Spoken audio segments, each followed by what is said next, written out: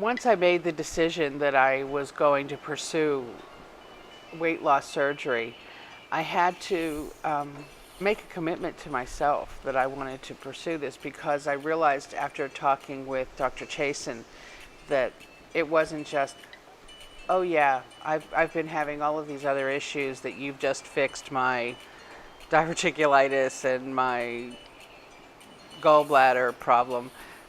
Now I want to have the weight loss surgery. No, it was more of a commitment.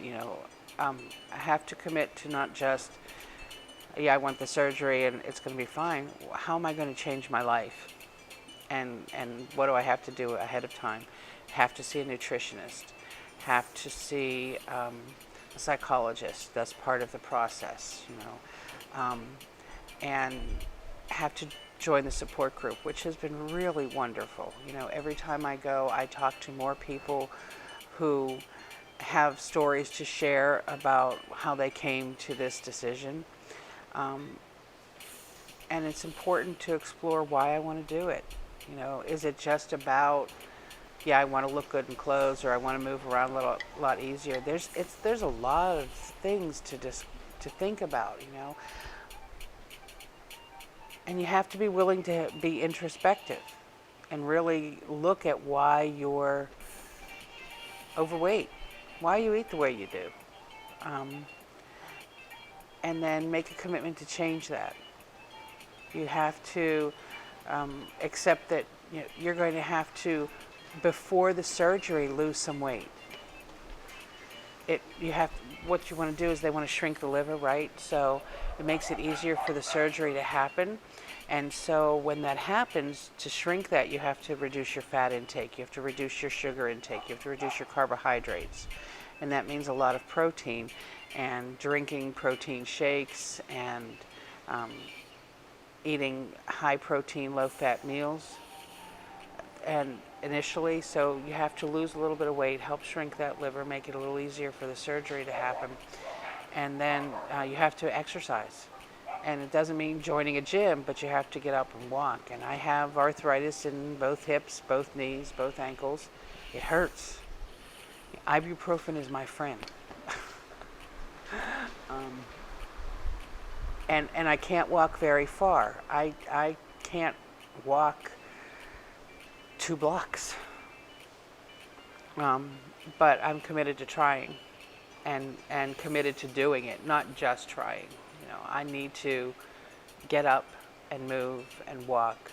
And I realize that's going to be part of my life from now on. And I don't think before, whenever I had surgery before or went on any of the weight loss programs that I was on, that I ever consciously made a decision to change my habits.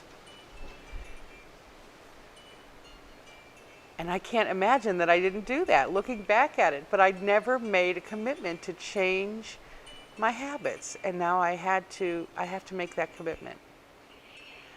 So I think that anybody who wants to do this needs to think long and hard about why they want to do it, and recognize that it's not just, oh yeah, I'm going to have this surgery, it's going to make me eat less and I'll lose weight. No, it's not just about eating less. I probably eat far less than I ate when I was in my 20s and 30s, but my body doesn't need as many calories now because I'm not exercising and not moving. So I need to eat. I need to eat protein and get my metabolism started, and I need to move so that those calories burn. I'm scared and I'm excited. I'm scared about the surgery because every surgery has its risks, and I'm a nurse. I know what those risks are. And I've had 2 surgeries in the last year, and I'm afraid of pain, like anybody else.